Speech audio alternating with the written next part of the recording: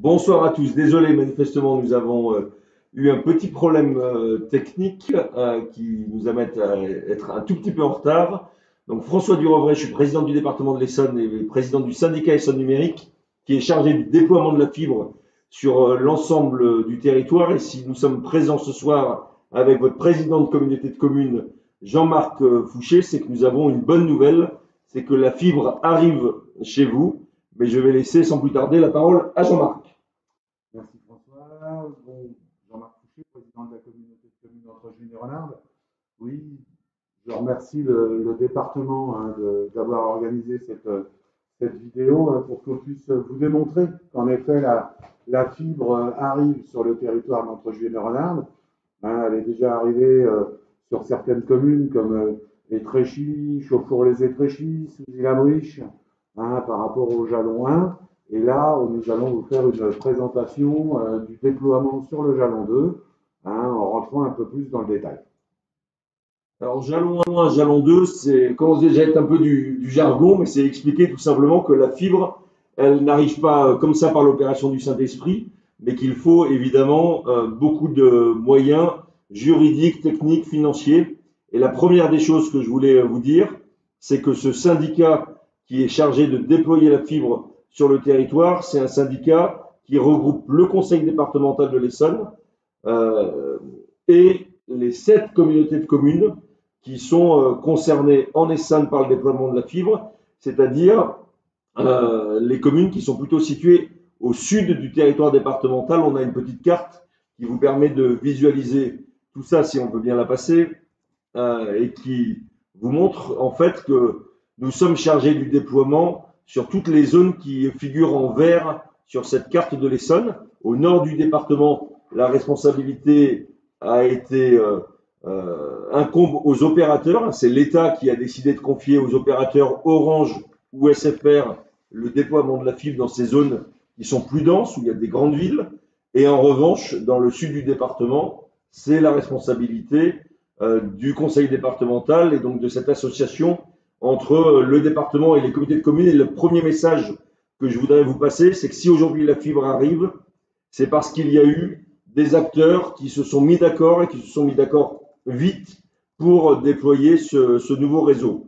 Ça concerne 123 communes, enfin 120 000 foyers, 4 jalons, ça veut dire que nous avons procédé par 4 étapes, mais nous l'avons fait et ce que nous avons souhaité, c'est aller le plus vite possible pour déployer cette fibre, ce qui a mobilisé évidemment beaucoup d'acteurs, de partenaires, et notamment, vous le voyez, 50 entreprises, 400 personnes qui se sont relayées sur le territoire pour constituer cette sorte de toile d'araignée où nous avons couvert dans chaque ville nous sommes partis du point central et que nous avons été sur chacune des villes par capillarité, avec des investissements qui, vous le voyez, concernent des milliers de kilomètres de câbles et des investissements financiers qui sont lourds. C'est 90 millions d'euros. En fait, la fibre, c'est aujourd'hui le plus gros investissement en Essonne, même si ce n'est pas forcément celui qui se voit le plus, puisque une grande partie des travaux se déroule en souterrain. Alors, il faut, au-delà de cet enjeu financier, technique, il faut savoir qui fait quoi. Il faut bien que vous compreniez que Essonne Numérique, que nous représentons aujourd'hui, est chargé de déployer le réseau de fibre depuis les centrales, j'allais dire, jusqu'au devant votre domicile. Ensuite, Essonne Numérique a confié à un opérateur qui s'appelle Essonne Numérique Très Haut Débit, et qui est constitué d'un groupement de la Caisse des dépôts, d'Orange et de Covage. Il est chargé d'exploiter et de maintenir le réseau de fibre optique. Et c'est lui qui est l'interlocuteur de ce qu'on appelle les fournisseurs d'accès à Internet. Vous connaissez les grands noms de la téléphonie en France, Orange, SFR, Free, Bouygues, mais il y a également beaucoup d'autres opérateurs et d'autres fournisseurs d'accès à Internet qui en fait commercialisent la fibre que nous avons installée. Et vous, pour les usagers, pour les clients, vous n'êtes pas client d'Essonne Numérique, mais vous êtes client de ces opérateurs. Et il faut bien que vous compreniez que nous sommes responsables jusqu'au devant de votre domicile, mais en revanche, tout ce qui est au-delà de la clôture est de la responsabilité de ces fournisseurs d'accès Internet et de vous-même. C'est vous qui devez choisir, et vous avez la liberté de choix, j'y reviendrai dans un instant, sur les opérateurs de téléphonie, mais les problèmes qui peuvent se poser sur le domicile concernent la relation contractuelle que vous avez avec ces opérateurs de téléphonie. Peut-être une dernière image avant que Jean-Marc Fouché vous présente le déploiement de la fibre sur le territoire. C'est ce qui s'est passé en fait avant qu'on arrive chez vous.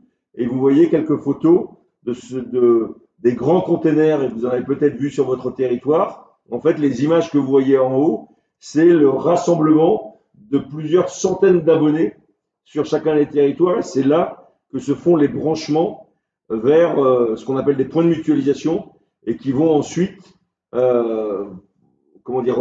permettre à la fibre d'aller sur chacune des rues et sur les points de raccordement que vous voyez sur les images qui sont situées en bas de l'écran. Vous en avez peut-être vu dans votre rue, sur les poteaux téléphoniques généralement, mais parfois électriques, et qui permettent concrètement de relier quelques abonnés, cette fois-ci, à la fibre au travers des boîtiers qui figurent sur ces différentes photos. Alors, Jean-Marc l'a dit, la fibre, elle a commencé à être déployée sur certaines communes, et le jalon 2 que nous vous présentons aujourd'hui, c'est parce que la fibre arrive sur d'autres territoires. Donc oui, si on reprend ensemble, là, vous voyez comme nous tous la carte, hein, je voulais juste refaire un petit peu d'histoire, hein, puisque comme l'a présenté François, hein, on a une répartition qui se fait en 4 jalons. Hein. Donc le premier jalon qui a déjà été réalisé, et juste pour dire en information, parce que c'est d'une grande importance, il faut savoir que sur le jalon 1, il y a un tiers des administrés, hein, qui sont raccordés, hein, qui ont trouvé leur opérateur, le raccordement a été fait, ça représente déjà 30%. Le jalon 1, je rappelle, qui regroupait la commune d'Étréchy, Chouffour-les-Étréchy, une petite partie de Villeconin et Souzy-la-Briche. Pour le jalon 2 que nous allons présenter, les communes de Saint-Yon, Boissy-sous-Saint-Yon, Mauchamp, Chamarande. Pour le jalon 3, les communes d'Auvers-Saint-Georges, Villeneuve-sur-Auvers, Boissy-le-Cuté, Janville-sur-Juine, que l'on voit bien en bleu sur la carte. Et le jalon 4, hein, pour les communes de Torfou, Lardy, Bourret-sur-Juine, une petite partie de Chamarande et la terminaison sur Villeconin. Il faut savoir que sur les ouvertures commerciales, sur cette partie, hein, jalon 2, on va en parler, le jalon 3, c'est prévu pour la fin du deuxième trimestre 2021 et le 4 pour la fin du troisième trimestre 2021. Donc on voit bien qu'il y a une avancée, hein, qui se fait en parallèle, hein, sur tous les jalons pour pouvoir respecter les dates qui avaient été mises en avant par Essonne Numérique dès le début. Petit rappel également des taux de couverture. Hein. Le taux de couverture en moyenne en France, c'est de 46%. Hein. En Essonne, 80%. Hein. Et le taux de couverture des communes éligibles, 90%. Si on passe vraiment sur ce qui nous intéresse, le jalon 2, donc je répète les communes de Saint-Yon, Boissy-sous-Saint-Yon, Mauchamp, Chamarande. Bien sûr, vous pouvez voir que sur certaines communes, il y a encore des petites parties qui ne sont pas assurées en couleur. C'est parce qu'il y a une liaison qui se fait avec les autres territoires. Hein, vous pouvez vous rendre compte que derrière, voilà, la carte, elle se regroupe avec les autres territoires pour venir terminer la partie du raccordement. Hein, mais ce qui est plus important pour vous, concernés pour ces communes, hein, c'est de connaître la notion de la date d'ouverture commerciale. Hein. Donc, on va commencer par la commune de Boissy-sous-Saint-Yon. Hein, Boissy-sous-Saint-Yon, sur 1421 prises, hein, a déjà 244 qui sont éligibles. Et on aura à partir du 31 mars 824 supplémentaires et le 21 avril 353 supplémentaires. Pour Boissy-sous-Saint-Yon, Chamarande, il y en a 50 qui sont déjà éligibles et les 404 qui restent seront éligibles à partir du 31 mars 2021. La commune de Mauchamp est déjà éligible dans toute sa totalité, donc sur les 148 prises. hein, et la commune de Saint-Yon, elle, a 27 prises déjà éligibles, et les 365 qui restent seront sur une date éligible à la date du 27 avril 2021, ce qui représente un total de 2400 prises, hein, pour le jalon 2 de notre communauté de communes, de notre territoire. Alors, avant de répondre aux questions, vous pouvez dès à présent nous poser sur le lien par chat, et j'en ai reçu quelques-unes, on va essayer de vous répondre le plus rapidement possible. Et je connais votre impatience. Je peux vous assurer que cette impatience, on la partage parce que nous aussi, on a envie que la fibre, elle arrive le plus vite possible. Comment ça se passe au vu des informations qui ont été données par Jean-Marc Fouché à l'instant? La première des choses qu'on vous invite à faire, c'est d'aller sur Internet, sur l'opérateur de votre choix. Je vais vous en donner la liste tout à l'heure pour vérifier si vous êtes bien éligible au regard des chiffres, enfin du calendrier qui vous a été donné. Une fois que vous avez vérifié votre éligibilité, vous contactez votre fournisseur d'accès à Internet. C'est avec lui que vous allez déterminer le contrat et les modalités d'intervention du technicien. Ensuite, c'est le technicien du fournisseur d'accès Internet qui vient chez vous et qui vous fait l'installation. S'il y a des difficultés, et malheureusement, on sait très bien qu'il y a des difficultés qui apparaissent lorsque la fibre est installée, des difficultés qui peuvent être chez vous, parce que le technicien n'arrive pas à mettre le fourreau de la fibre dans le même fourreau que la téléphonie cuivre, du réseau que vous avez déjà actuellement. Le technicien a parfois du mal à connecter, à faire les bons branchements. C'est toujours auprès de votre fournisseur d'accès à Internet que vous devez vous adresser, et c'est lui qui doit soit résoudre les problèmes lui-même, si cela dépend de lui, soit solliciter les bons interlocuteurs et Sun Numérique très haut débit pour régler le problème s'il n'est pas chez lui. Mais c'est toujours auprès de votre fournisseur d'accès que vous devez vous adresser, et c'est seulement si vous n'obtenez pas de réponse ou de réponse satisfaisante de leur part que vous pouvez nous saisir en écrivant à essonnumérique@com. Essonnumérique, excusez-moi, j'ai oublié l'adresse. On va vous la redonner tout à l'heure. C'est essonnumérique@cd-du6 essonne.fr. J'avais oublié l'adresse. essonnumérique@cd comme conseil départemental-du6 essonne.fr, où on essaiera, en cas de blocage, de régler les difficultés. Quels sont aujourd'hui les opérateurs qui font une offre fibre sur votre territoire? C'est tous les opérateurs qui figurent sur cet écran. Alors, il y a l'opérateur historique Orange, mais vous voyez qu'il y a beaucoup d'autres opérateurs qui figurent. Il y en a deux. C'est le cas aussi sur ce territoire, je ne me trompe pas, je me retourne vers le directeur d'Essonne Numérique qui est la cheville ouvrière. Donc deux opérateurs, SFR et Bouygues Télécom, qui, avant de faire une offre commerciale, doivent procéder à des travaux qui n'ont pas encore été réalisés, et c'est leur responsabilité, et des travaux qui prendront sans doute plusieurs mois, on n'imagine pas une commercialisation avant l'été ou la rentrée prochaine. Mais encore une fois, c'est quelque chose qui dépend de ces deux opérateurs, Bouygues et SFR. En revanche, vous avez, mais sachez qu'ils viendront et qu'ils viendront à peu près à cette échéance, hein, parce qu'ils ont donné leur accord et c'est juste des questions d'investissement et des questions techniques. Mais donc, ils viendront dans quelques mois.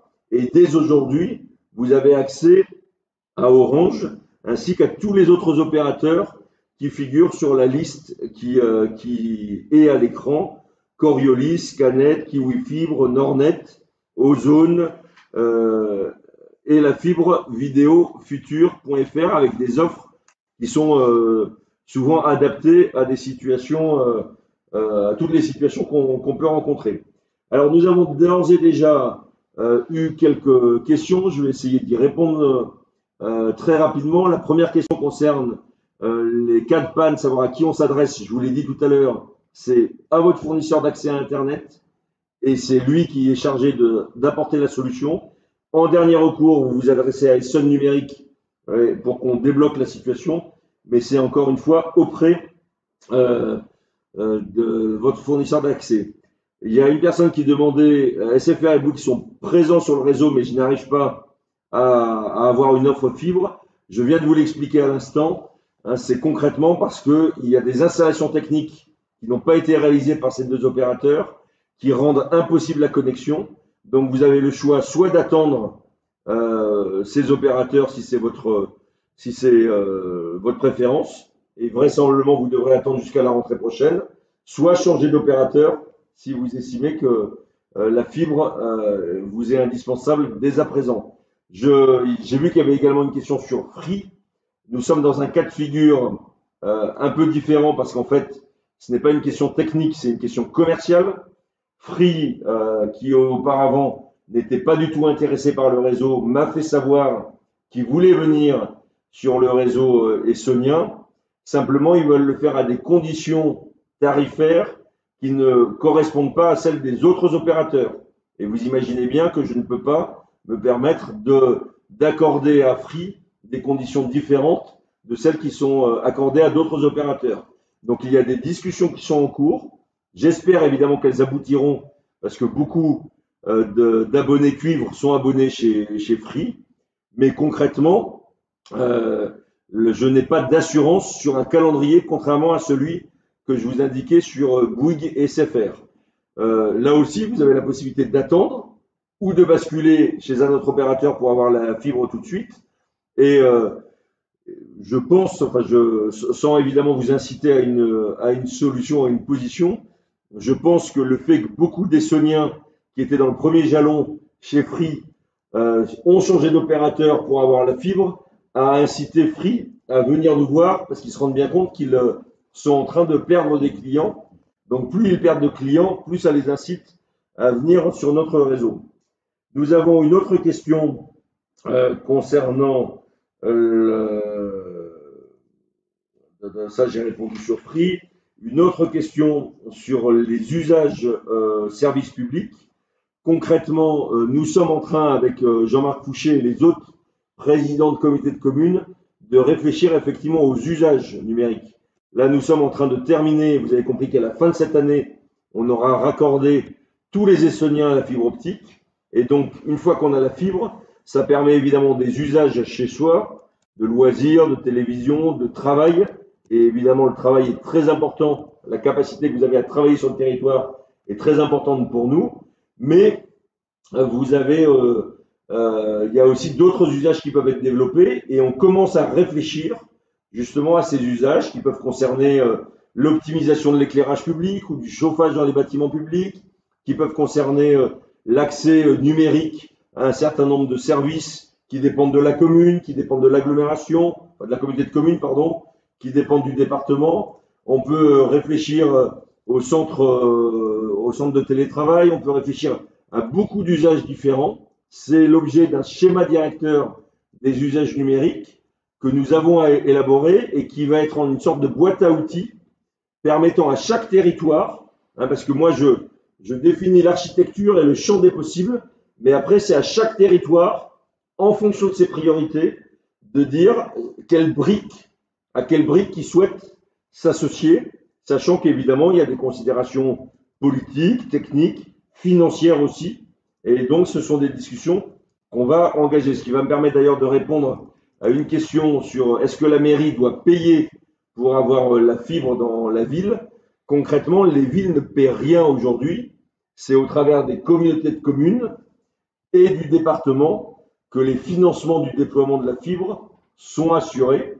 Alors, vous pouvez considérer, c'est juste que la communauté de communes, c'est l'émanation des communes, mais aujourd'hui, c'est sur le budget des communautés de communes qui, alors on doit reconnaître qu'on a très bien négocié le contrat, donc heureusement ça coûte, et je crois qu'on peut tous s'en réjouir parce que concrètement, ce sont les contribuables et c'est de l'impôt, mais on a tellement bien négocié le contrat que les participations financières du département comme de la communauté de communes sont assez faibles. Vous avez vu que c'est 90 millions, mais derrière le contrat d'exploitation a été très bien négocié. Il y avait une question concernant le débit sur le réseau fibre. Concrètement, ça dépend de chaque opérateur et du contrat que vous pouvez avoir. Généralement, vous avez accès à 300 mégabits, pardon, 300 mégabits avec la fibre, mais ça peut aller au-delà. Et là encore, ça dépend des contrats que vous négociez. Que faire quand le fourreau de raccordement est bouché? Malheureusement, c'est un sujet qui vous concerne à titre privé. Ça arrive parfois. Et là, il y a deux solutions. La solution, j'allais dire, la plus évidente, c'est de remplacer la gaine souterraine que vous avez à votre domicile et donc de faire appel à une personne qui est capable de reposer une gaine, un fourreau, on appelle ça un fourreau, dans votre jardin, dans votre domicile. Si jamais la fibre arrive en aérien et que ensuite c'est vous qui aviez fait en souterrain la gaine, vous avez la possibilité aussi de demander un raccordement aérien, mais ça peut être soumis aussi à l'accord de la commune, puisque j'imagine que si c'est en souterrain, la commune souhaite que cela reste en souterrain. Il y avait une question qui concernait plus, Jean-Marc, qui concerne la fibre à Saint-Yon. Je vois qu'il y a deux questions qui vont concerner, qui sont Boissy sous Saint-Yon, et c'est assez lié, puisque c'est des communes limitrophes. Donc la partie Boissy sous Saint-Yon, comme je l'ai expliqué tout à l'heure, qui va se dérouler entre fin mars 2021 et fin avril 2021. Et on voit bien la liaison avec Saint-Yon qui, elle, est programmée à fin avril, également 2021. Et à quel prix, je pense que François l'a expliqué dans l'introduction, à quel prix c'est votre opérateur qui aujourd'hui sera dans la capacité de vous faire une proposition financière par rapport à l'abonnement que vous prendrez pour votre raccordement. Généralement, les offres fibres sont très attractives et il peut y avoir des frais de raccordement qui peuvent être facturés par les opérateurs, mais la plupart du temps, les opérateurs offrent le raccordement au moment de l'installation de la fibre. Donc, je vous invite évidemment à regarder les conditions commerciales qui sont proposées par chacun des opérateurs. Et la réunion de ce soir, je l'espère, vous permettra de faire connaissance avec certains opérateurs que vous ne connaissiez pas forcément. Je crois que nous arrivons à la conclusion de ce chat. Mais vas-y, je t'en prie. Je vais rajouter un point parce qu'on a été concerné sur le premier jalon avec beaucoup de, pas beaucoup, mais des réclamations de la part d'usagers. Aujourd'hui, pour des anciennes habitations, votre ancien câble télécom arrivait sur un boîtier de raccordement qui était sur votre façade, et ensuite il y avait un dispatching qui se faisait à l'intérieur de votre habitation. Et la fibre, elle, arrive à votre Lightbox directement, à la prise de votre Lightbox, quand ils viennent l'installer. Ils ne viennent pas se raccorder sur votre boîtier à l'extérieur.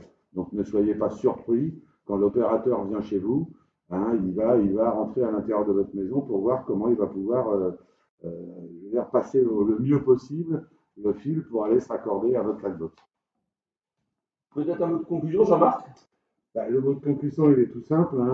À la création des sommes numériques, on voyait un gros projet qui se montait et on était super content d'avoir un vrai partenariat avec le département. On était tous un peu étonnés de la volonté de notre président de vouloir déployer sur 3 ans. On lui disait, mais j'espère qu'il ne va pas se tromper, j'espère qu'il ne voit pas un peu trop grand. Là, vous voyez par la planification, vous voyez par les retours, les dates qu'on a pu vous donner. On va y arriver.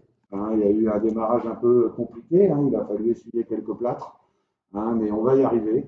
Là, il y a vraiment un déploiement qui avance, tous les jalons avancent en parallèle. Donc voilà, on peut être que vraiment satisfait de cette opération et de la création de ce syndicat. Et merci, monsieur le président. Merci Jean-Marc pour tes propos. Et c'est vrai qu'on a voulu mettre les bouchées doubles. D'abord parce que l'Essonne était plutôt en retard auparavant. Lorsque ça fait partie des dossiers que j'ai découverts, on était plutôt en retard. Aujourd'hui, on est plutôt en avance.